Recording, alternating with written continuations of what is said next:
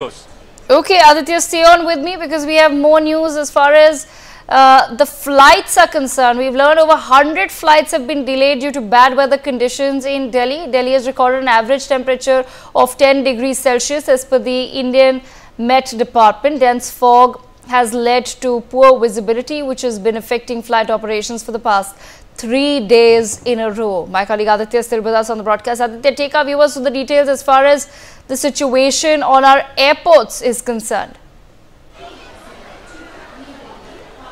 Well, Devika, let us remind our viewer that the similar situation on airports also exists because, there is zero visibility at this time.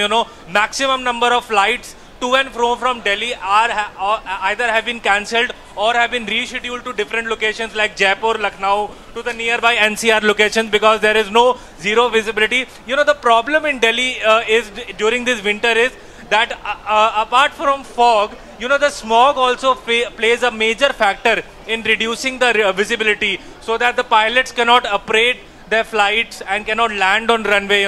We have seen recently, we have seen that such cases of crashes have happened. To avoid such crashes, the flights have been diverted to all the flights to Delhi and to and from Delhi have been diverted, and there is no clarity from any airline, be it Air India, be it SpiceJet. So this is the condition of all the railway stations and airports in Delhi. Yes, Devika, back to you in the studio.